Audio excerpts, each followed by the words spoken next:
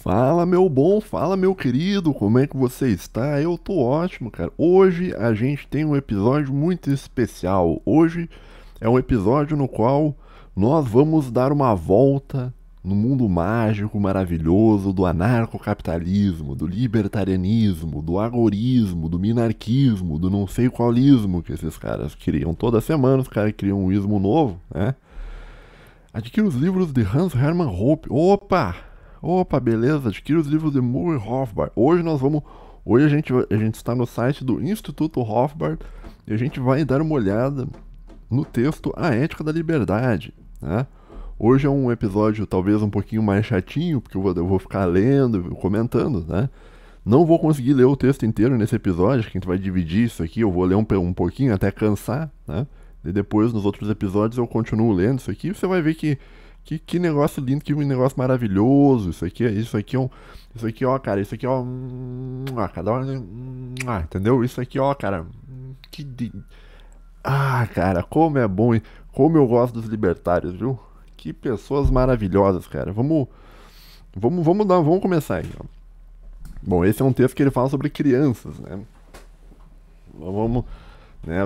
Vamos com a mente aberta, vamos ver o que diz sobre crianças. Só deixa eu ver se tá gravando certinho. Alô, alô, alô, alô. Tá bom. Vamos lá então. Senhoras e senhores, bem-vindos ao mundo mágico maravilhoso do anarcocapitalismo. A Ética da Liberdade, por Murray Rothbard. 14. Tá, deve ser o capítulo 14, ou o parágrafo 14, ou o tomo 14. As crianças e seus direitos. Já estabelecemos o direito de propriedade de cada homem à sua própria pessoa e à terra virgem que ele encontra e transforma através do seu trabalho, né? Então aqui ele está dizendo que a propriedade vem através de uma transformação do trabalho. Estão me ligando aqui, peraí.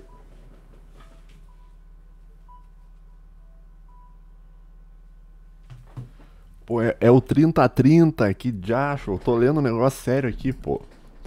Então assim, ó, eu vou ler e vou comentando, tá? Não é só leitura. Se você quiser só leitura, você acha um software que leia pra você, cara. Não. A gente vai comentar também, tá?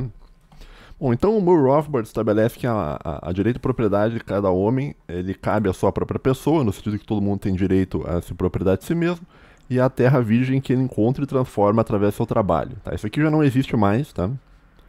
Isso aqui existiu no passado, hoje em dia não existe, toda a terra já foi trabalhada, tá? Seguindo. E mostramos que, a partir destes dois princípios, podemos deduzir a estrutura completa dos direitos de propriedade a todos os tipos de bens. Isto inclui os bens que ele admite por meio de troca ou como resultado de uma herança ou de uma doação voluntária. No entanto, resta definir o complicado caso das crianças, né? Olha, a visão cristã bem não, das crianças é um negócio que não é complicado não, tá? É bem simples a visão, na verdade. Mas vamos ver a visão libertária, tá? O direito de autopropriedade de cada homem foi estabelecido para adultos, para autoproprietários naturais que têm que usar suas mentes para selecionar seus fins e ir atrás deles. Ou seja, ele está dizendo que a ética dele vale para adultos, né? Por outro lado, é óbvio que um bebê recém-nascido não é, em nenhum sentido natural, um autoproprietário já existente, mas sim um autoproprietário em potencial. Aqui, isso aqui já está errado, porque se tu pegar a visão cristã, que é a visão que eu acredito, o bebê ele já é um autoproprietário da sua própria alma, tá? Então ele já seria, então já está errado aqui na linha 1, 2, 3, 4, 5, 6, 7, 8. Na oitava linha o texto dele já está errado, tá? Então o que ele diz aqui, ó? É óbvio que um bebê recém-nascido não é, em nenhum sentido natural, um autoproprietário já existente, mas sim um autoproprietário em potencial. Aqui ele está falando em sentido natural, provavelmente ele está fazendo a distinção entre natural e sobrenatural, né? Mas o sentido que eu tenho é que são a mesma coisa, tá?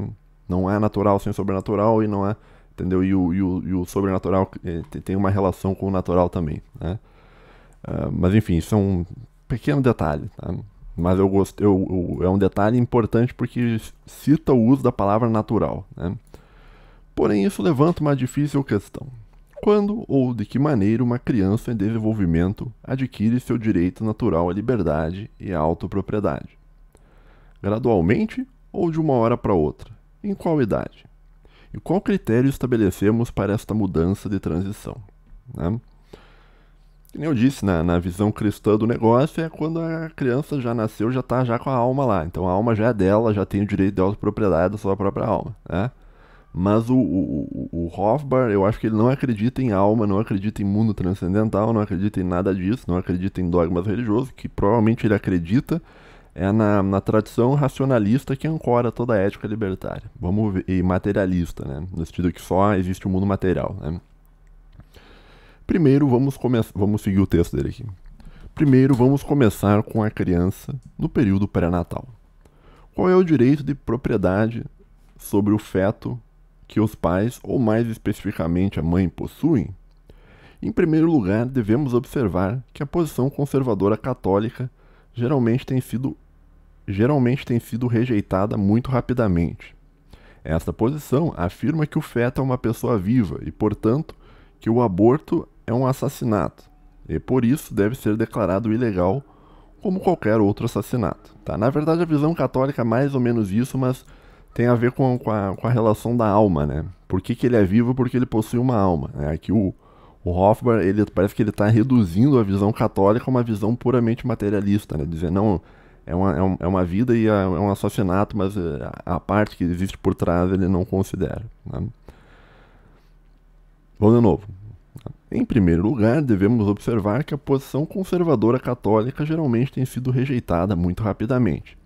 Esta posição afirma que o feto é uma pessoa viva e, portanto, que o aborto é um assassinato, e por isso deve ser declarado ilegal, como qualquer outro caso de assassinato. A resposta mais comum é que se deve simplesmente demarcar o nascimento como o início da vida de um ser humano, possuindo direitos naturais, incluindo o direito de não ser assassinado. Antes do nascimento, prossegue a contra-argumentação. A criança não pode ser considerada uma pessoa viva. Né? Então, o que ele está defendendo aqui é que, pelo que eu estou entendendo do texto dele, ele está defendendo que a partir do momento em que a criança sai de dentro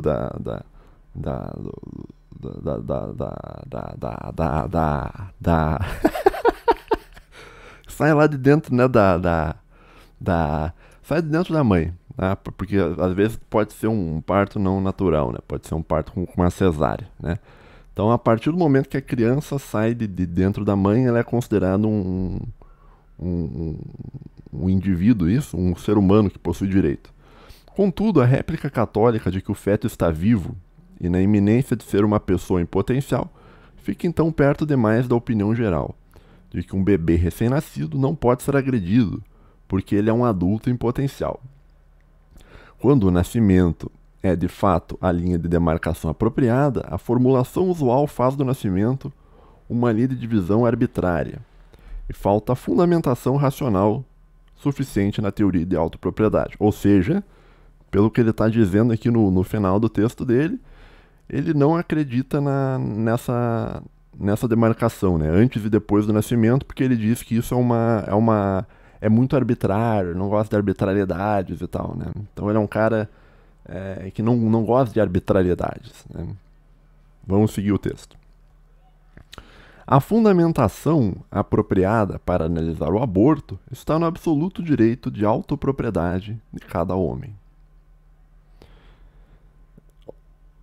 Ou seja, ele está tentando, assim, pelo que eu estou vendo, assim, ele está tentando dizer que a questão do aborto, ela não deve ser uma questão de se o bebê saiu ou não de dentro da barriga da mãe, mas deve ser uma questão de discutir sobre a autopropriedade dos homens, né? No caso, o feto seria uma propriedade de alguém. Eu acho que ele vai tentar desenvolver essa ideia. Mas vamos de novo o parágrafo. A fundamentação apropriada para analisar o aborto está no absoluto direito de autopropriedade de cada homem.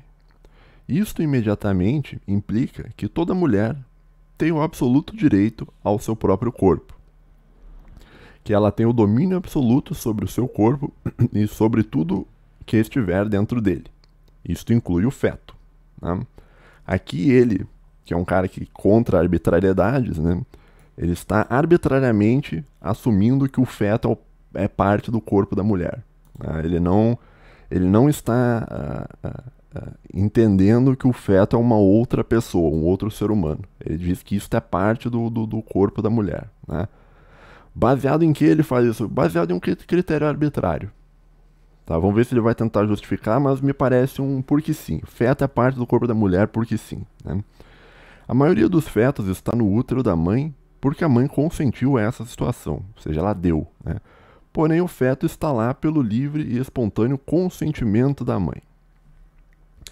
Mas, se a mãe decidir que ela não deseja mais o feto ali, então o feto se torna um invasor parasitário de sua pessoa. E a mãe tem o pleno direito de expulsar o invasor do seu domínio. Vamos de novo. Mas, se a mãe... Eu gostei desse parágrafo aqui, ó. Mas se a mãe decidir que ela não deseja mais o feto ali, então o feto se torna um invasor parasitário. Esse é o termo que ele está usando aqui, o Hofbauer está usando, amiguinho libertário, né? O feto se torna um invasor parasitário de sua pessoa, e a mãe tem o pleno direito de expulsar o invasor do seu domínio. Né? O aborto não deveria ser considerado o assassinato de uma pessoa, mas sim a expulsão de um invasor não desejado do corpo da mãe. Quaisquer leis restringindo ou proibindo o aborto são, portanto, invasões dos direitos das mães. Bom, assim, ó, quando ele está falando aqui sobre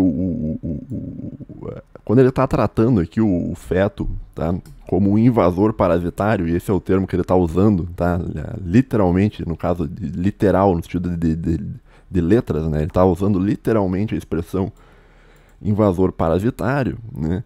Aqui eu pergunto assim, eu perguntaria ao Hofbauer o que você entende como um parasita, né, porque me parece que a definição de você dizer que um feto é um invasor parasitário, isso não... Porque assim, o parasita, ele é o parasita porque ele é o parasita. Tá? Ele não é um parasita porque o hospedeiro diz que ele é um parasita. Tá entendendo?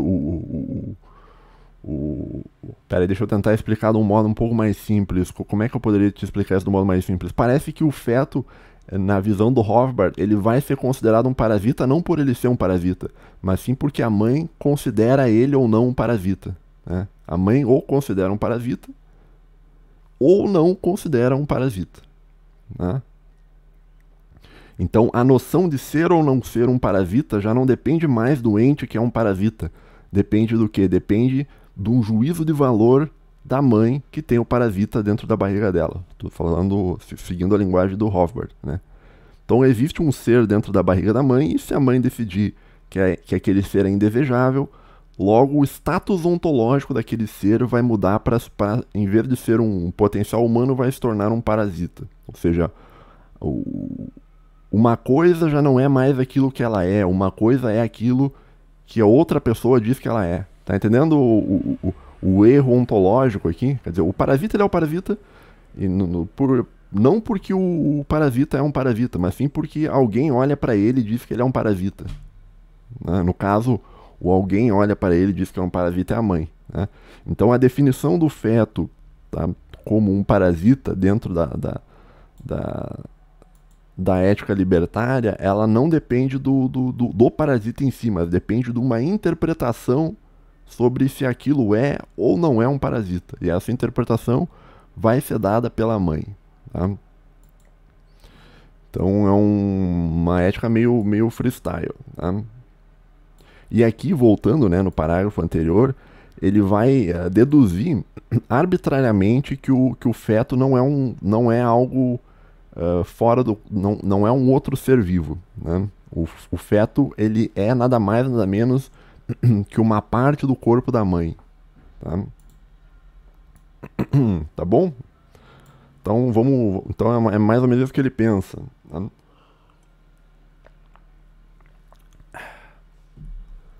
Vamos seguir o texto aqui.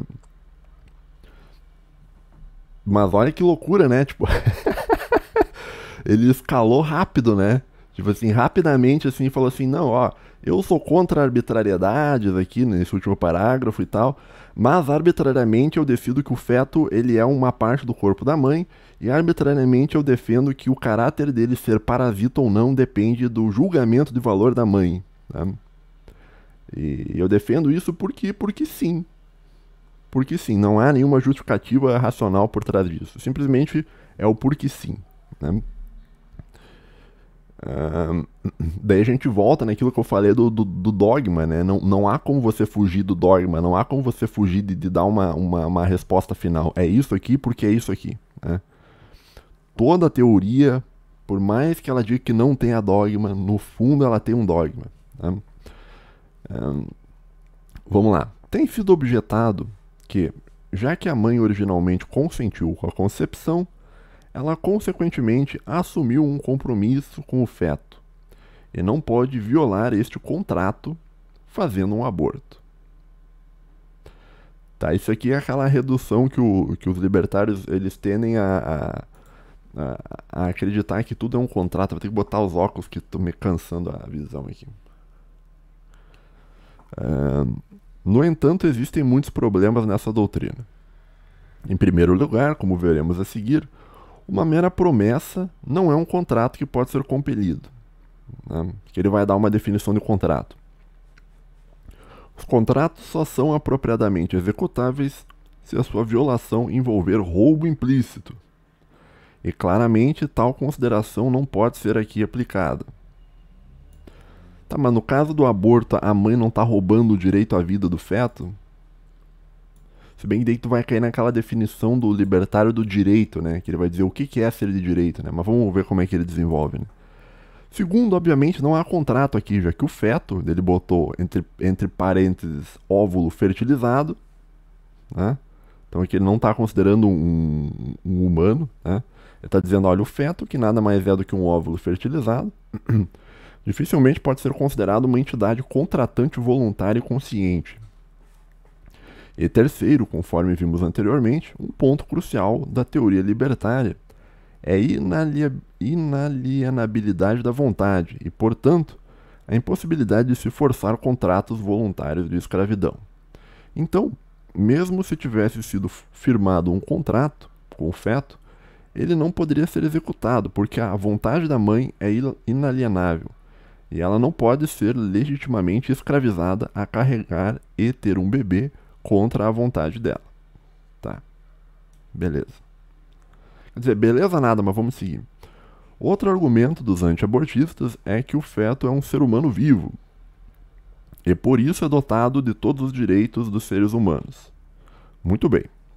Vamos admitir apenas para dar seguimento à argumentação que os fetos são seres humanos. Né? Ou seja, vamos admitir apenas para dar seguimento à argumentação, apesar de que eu não acredito nisso, porque isso é uma bobagem, é isso que ele quis dizer no texto, né? Que os fetos são seres humanos.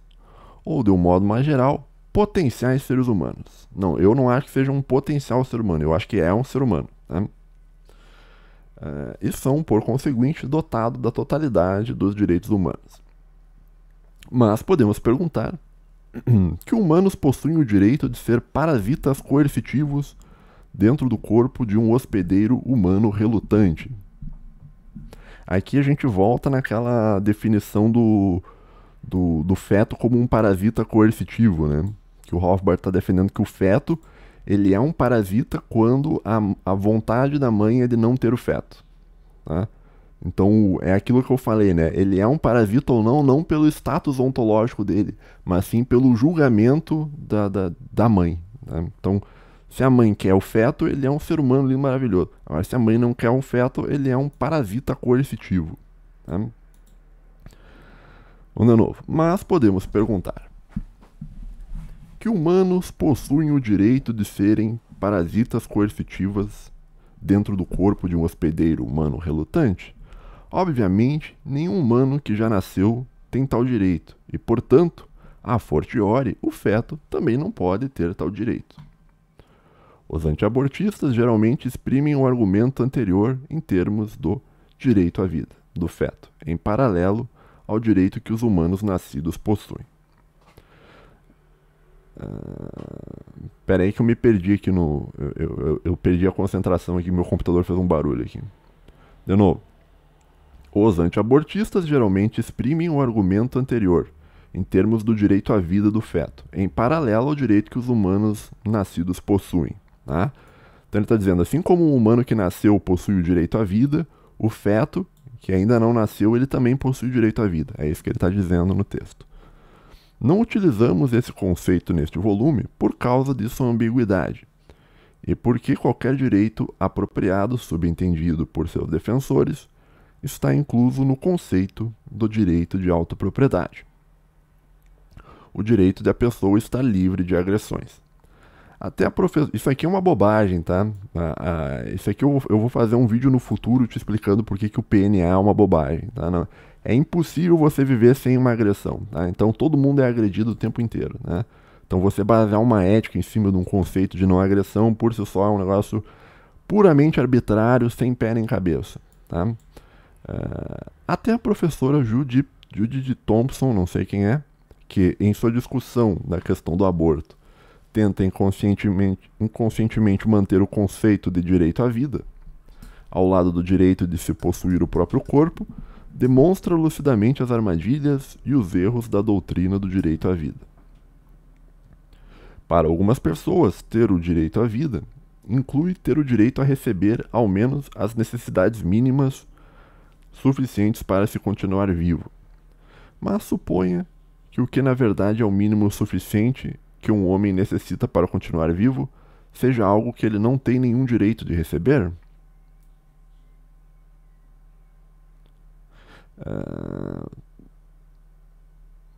Tá, é que ele vai entrar naquela discussão sobre o direito, tá? Vamos seguir, ó. Se eu tenho uma doença terminal e a única coisa que irá salvar minha vida é o toque da mão gélida de Henry Fonda em minha testa febril, então ainda assim eu não tenho o direito de receber o toque da mão gélida de Henry Fonda em minha testa febril. Né? Ele está dizendo assim que ninguém tem o direito de te manter vivo, tá? O direito à vida por si só, ele está dizendo que ele não é um negócio absoluto, né? Pelo que eu estou entendendo. Mas eu não tenho absolutamente nenhum direito ante qualquer um, de tal maneira que ela devesse fazer isso por mim. Em resumo, é inadmissível interpretar o termo direito à vida para conceder a alguém um direito de compelir a ação de outra pessoa para prolongar aquela vida. Em nossa terminologia, tal direito seria uma violação inadmissível do direito de autopropriedade da outra pessoa. Ou seja, o feto, quando ele está comendo os nutrientes que a mãe provém para ele, ele está violando o direito de autopropriedade da mãe de ter os nutrientes dela, tá? Entendi. Ou, como diz a professora Thompson, convincentemente, abre aspas, ter o direito à vida não é garantia de um direito cujo uso lhe seja dado, nem de ter um direito de poder continuar a usar o corpo de outra pessoa, mesmo se a própria vida de alguém depender disso. Ou seja, mesmo que a vida do feto dependa do uso do corpo da mãe, ainda assim o feto ele não tem o direito de usar o corpo da mãe, porque o uso do corpo da mãe é uma violação do direito natural de autopropriedade que a mãe tem sobre o próprio corpo, que está sendo violado por um parasita, como é que ele falou aqui? Por um... Eu tinha usado um termo aqui do parasita aqui. Como é que era que eu tinha falado parasita? Invasor parasitário, perdão, é o termo que ele usa. Parasita coercitivo, né? Então ele usa o termo parasita coercitivo. Beleza. Agora, deixa eu ver quanto tempo deu a leitura aqui. Tá. Eu queria fechar em meia hora isso aqui, porque vamos tentar seguir aqui. Agora, suponha que o bebê tenha nascido. Então, beleza, nasceu, né? Parasitou o corpo da mãe ali e tal, e nasceu. Tá? E agora? Primeiro podemos dizer que os pais, ou preferivelmente a mãe, que é o único parente garantido e visível, por ser criadores do bebê, tornam-se proprietários dele. Né? Que parece que ele está excluindo o papel do homem na formação do bebê. Né? Um bebê recém-nascido não pode ser um autoproprietário de verdade em nenhum sentido. Por essa razão, a mãe ou qualquer outra, por que não pode? Por que não pode? Um bebê recém-nascido não pode ser um autoproprietário de verdade em nenhum sentido. Por quê? Talvez ele tenha falado isso quando ele definiu autopropriedade, talvez lá no passado ele falou isso, né? Mas para mim me parece meio arbitrário, né? Um bebê recém-nascido não pode ser um autoproprietário de verdade em nenhum sentido. Por essa razão, a mãe ou qualquer outra parte ou partes podem ser o dono do bebê. Contudo, afirmar que uma terceira parte possa reivindicar sua propriedade sobre o bebê daria a esta pessoa o direito de confiscar à força o bebê do seu dono original ou original. Seu dono natural ou original, sua mãe. A mãe, então, é a dona natural e legítima do bebê. E qualquer tentativa de confiscar o bebê através da força é uma invasão do direito de propriedade dela. Mas certamente a mãe ou os pais não podem receber a propriedade da criança como um domínio absoluto de bens herdados, porque isto implicaria a bizarra situação de um adulto de 50 anos de idade estar sujeito à absoluta e inquestionável jurisdição de seus pais de 70 anos. Mas, assim, o direito de propriedade dos pais necessitam de um limite de tempo, mas ele também tem de estar limitado no tipo, pois certamente seria grotesco para um libertário que acredita no direito de autopropriedade defender o direito de um pai assassinar ou torturar seus filhos. Então ele está dizendo que o caráter do filho ser uma propriedade dos pais depende tanto de um limite de tempo, né, para o cara não ficar sendo propriedade do pai a vida inteira, e tanto num limite de tipo, né, de tipagem, né? Então o pai ele não deve ser permitido assassinar e torturar os filhos, né? Portanto, devemos dizer que, mesmo a partir do nascimento, a propriedade dos pais não é absoluta, mas sim uma espécie de tutela de consignação. Resumindo, todo bebê, assim que nasce, e que consequentemente não está mais no interior do corpo da mãe, possui o direito de autopropriedade em virtude de ser uma entidade separada de um adulto e um adulto em potencial. Portanto, deve ser ilegal e uma violação do direito das crianças que os pais agridam sua pessoa, mutilando, torturando, assassinando, etc. Por outro lado, o próprio conceito de direito é um conceito negativo, que demarca as áreas da ação humana, da ação de uma pessoa que em nenhum homem pode interferir justamente. Já me perdi aqui. Portanto, nenhum homem pode ter um direito de compelir alguém a efetuar um ato positivo, pois nesse caso a compulsão viola... Tá, isso aqui ele tá falando de direito, né? Tá, que os direitos são direitos negativos, direito positivo e tal, beleza. Né? Deste modo, podemos dizer que um homem tem um direito à sua propriedade. Um direito de não ter sua propriedade invadida. Porém, não podemos dizer que qualquer um tenha o direito a um salário digno, pois isso significaria dizer que alguém seria coagido a prover este salário a ele. E isto violaria os direitos de propriedade da pessoa que está sendo coagida, né? Então, assim como o feto ele não tem direito de exigir nutrição da mãe, não tem direito de se manter vivo, de pedir para de ter o direito de se manter vivo dentro da mãe, né? Alguém não pode exigir um direito a ter um salário digno, pois isso aí seria uma violação da autopropriedade da pessoa que está dando o salário. Acho que mais ou menos isso que eu entendi. Como um corolário, isto significa que, em uma sociedade livre, nenhum homem deve ser sobrecarregado com a obrigação legal de fazer qualquer coisa por outro, já que isto invadiria os direitos do primeiro. A única obrigação legal que um homem tem para com o outro é respeitar os direitos do outro. Tá. Beleza, isso aqui é aquela coisa que a gente já sabe do libertário, né, que ele pensa isso mesmo, né? Que ninguém tem obrigação de fazer nenhuma outra pessoa, nenhuma coisa pelo outro, o direito que você tem é de respeitar o direito dos outros, é isso, né? Explicando a nossa teoria ao relacionamento entre pais e filhos, o que já foi dito significa que os pais não têm o direito de agredir seus filhos. Mas também que os pais não deveriam ter a obrigação legal de alimentar, de vestir ou de educar seus filhos, já que estas obrigações acarretariam em ações positivas, compelidas aos pais, privando-os de seus direitos. Tá?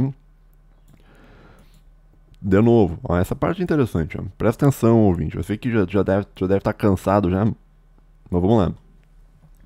Aplicando nossa teoria ao relacionamento entre pais e filhos, o que já foi dito significa que os pais não têm o direito de agredir seus filhos, PNA, mas também que os pais não deveriam ter a obrigação legal de alimentar, de vestir ou de educar seus filhos, já que essas obrigações acarretariam em ações positivas compelidas aos pais, privando-os seus direitos. Então, quando você diz que um pai tem a obrigação de alimentar os filhos, você está violando o direito de autopropriedade que o pai tem sobre o dinheiro dele.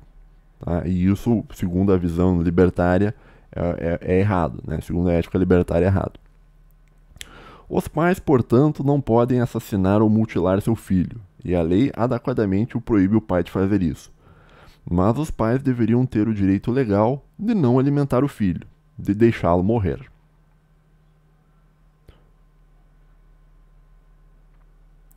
Mas os... peraí. Tá, vamos manter a calma aqui, para não vamos... Os pais... Vou de novo. Os pais, portanto, não podem assassinar ou mutilar seu filho. E a lei adequadamente proíbe um pai de fazer isso. Ou seja, o pai não pode violar o PNA do filho, o princípio da não agressão. Mas os pais deveriam ter o direito legal de não alimentar o filho e deixá-lo morrer. A lei, portanto, não pode compelir justamente os pais a alimentar um filho ou a sustentar a sua vida. Parênteses. Novamente, se os pais têm ou não têm mais propriamente uma obrigação moral, ao invés de uma obrigação legal executável de manter seu filho vivo, é completamente outra questão. Né? Então aqui ele está fazendo uma separação entre moral e legal. Né? Então ele está dizendo assim, olha, a lei não pode obrigar um pai a alimentar o filho. Né? Então, porque isso é contra a lei, contra a ética libertária. Mas, de um ponto de vista moral, isso aí é uma outra história. Tá? Então ele tá fazendo aqui a separação entre a lei e a moral. Tá? Que é um problema enorme. Se não... A separação entre lei e moral, e política e moral, isso aí dá um assunto muito grande. Né? Agora, esta separação aqui ó, não existe dentro do cristianismo. Né?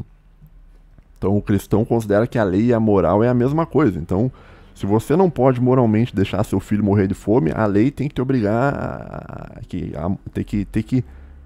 tem que ser um reinforcement da moral. Né? Mas isso aí vai obrigar as pessoas, e obrigar as pessoas significa violação do PNA, e o ANCAP não vai querer isso. Né? Então o ANCAP considera um grande crime absurdo que um pai seja obrigado legalmente a alimentar o seu filho e não deixá-lo morrer de fome. Tá? Segundo Murray Rothbard. Esta regra nos permite resolver aquelas questões complicadas como: será que os pais deveriam ter o direito de deixar um recém-nascido deformado morrer ao não alimentá-lo? A resposta é claramente sim, resultando a fortiori do direito mais amplo de permitir que qualquer recém-nascido deformado ou não morra. Né? Não obstante, como iremos ver a seguir, a sociedade libertária, a existência de um livre mercado de bebês, irá fazer com que tal desprezo seja mínimo. Né? Fecha parênteses, aqui está falando do orfanato. Nessa teoria também nos possibilita examinar a questão do Dr. Kenneth Edelin, do Hospital da cidade de Boston, que em 1975 foi condenado por homicídio culposo, por permitir que um feto morresse, obviamente conforme o desejo da mãe, após realizar um aborto. Se os pais possuem um direito legal de permitir que um bebê morra, então, a fortiori, eles possuem o mesmo direito quanto a fetos fora do útero. Semelhantemente, em um mundo futuro onde os bebês possam nascer em aparelhos fora do útero, né, bebês de proveta, mais uma vez os pais teriam o direito de desligar os aparelhos dos fetos, ou melhor, de se recusarem a pagar pelo funcionamento dos aparelhos.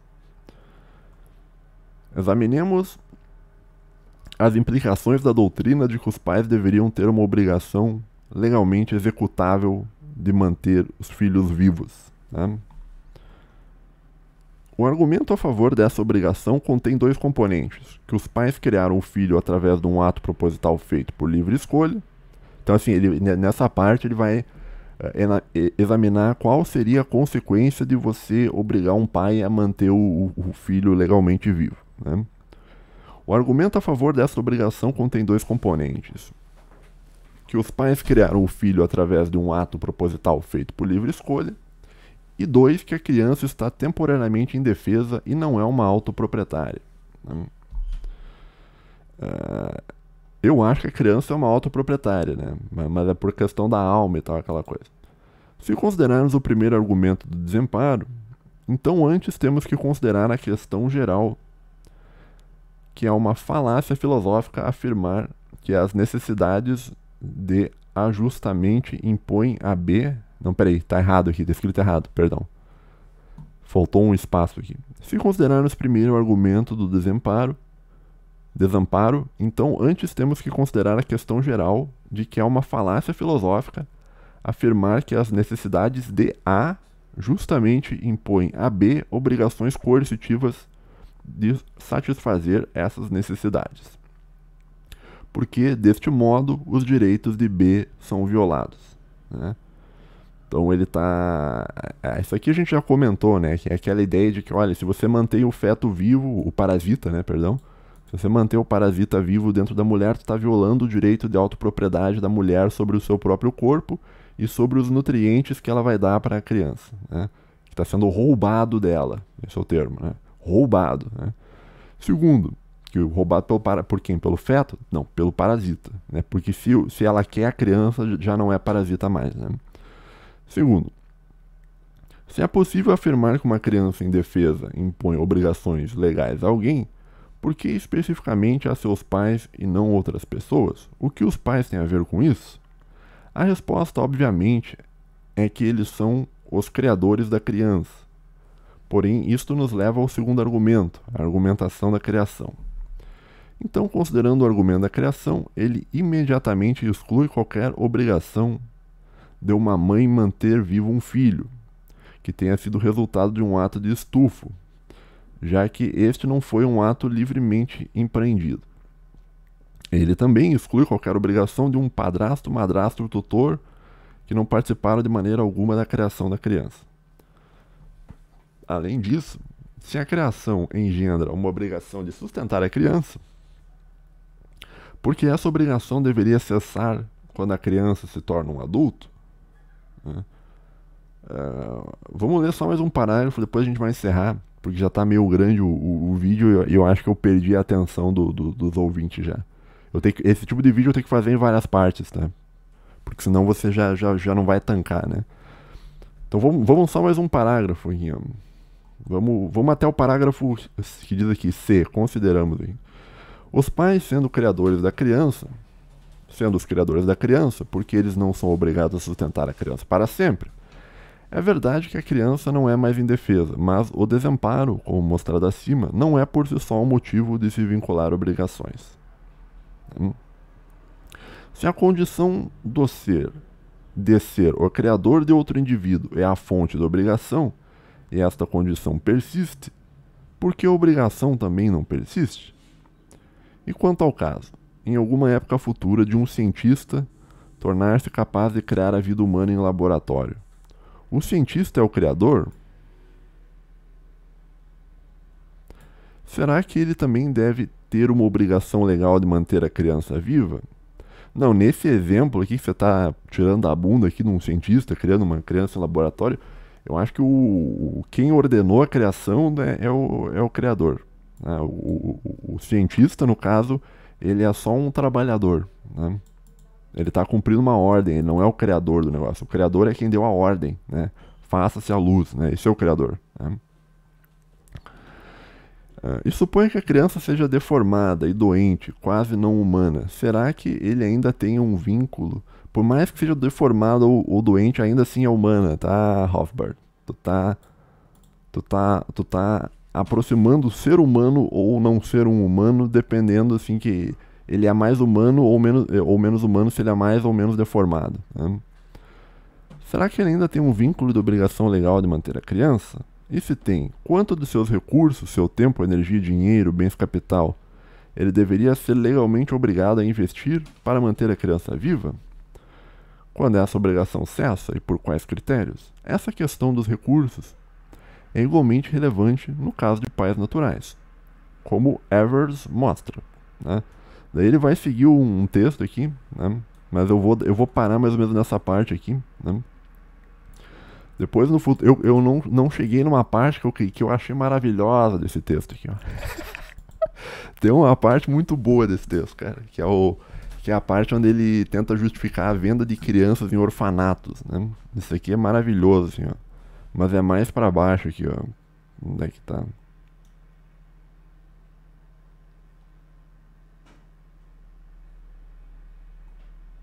É um que ele fala dos direitos dos pais, né?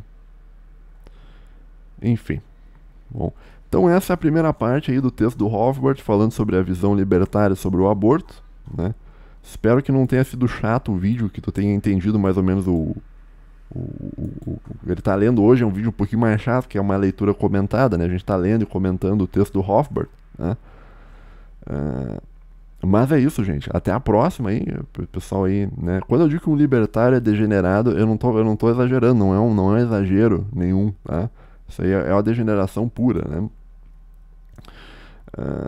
Mas então tá. Até a próxima. Obrigado quem assistiu até aqui. Deixa um like no vídeo.